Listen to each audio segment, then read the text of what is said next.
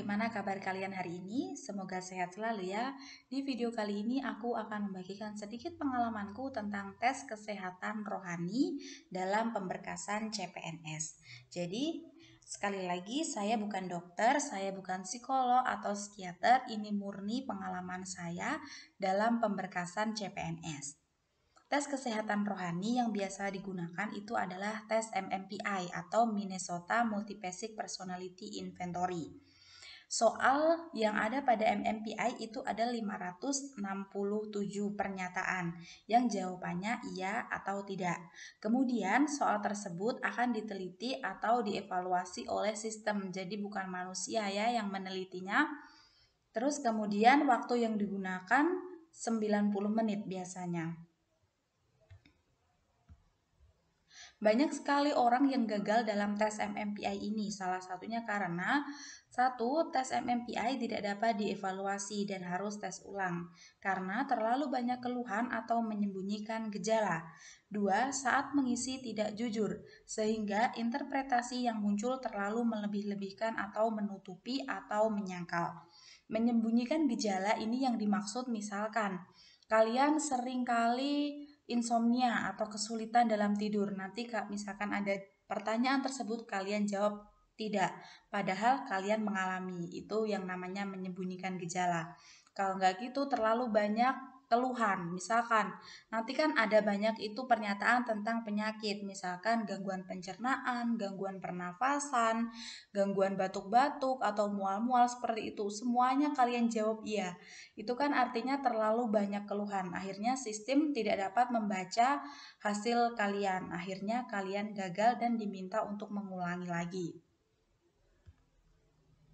Tips untuk mengerjakan MMPI. Yang pertama, tenang, jangan grogi.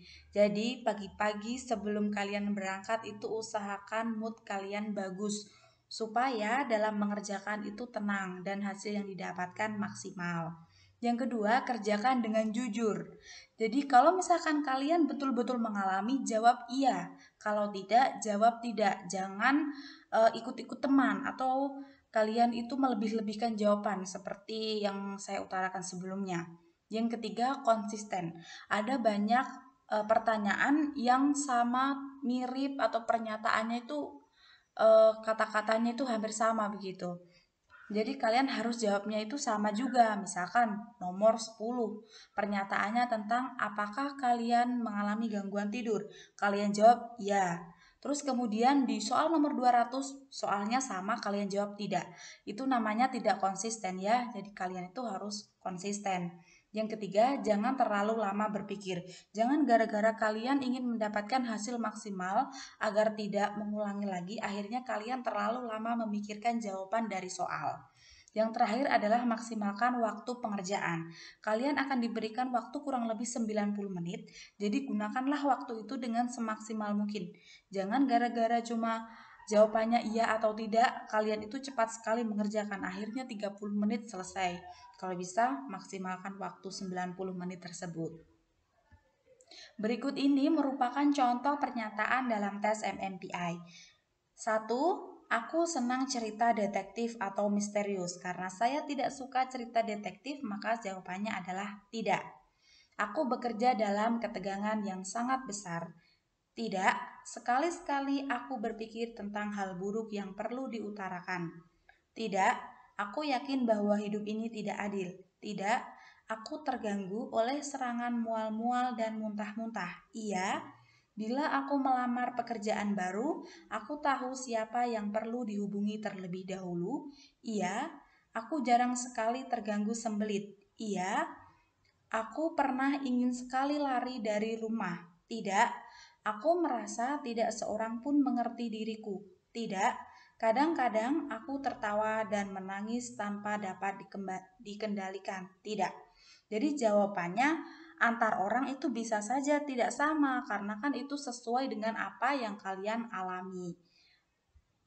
Demikian merupakan sedikit tips dari saya dalam menjawab soal tes MMPI yang seringkali disepelekan oleh orang. Padahal tes ini penting sekali ya.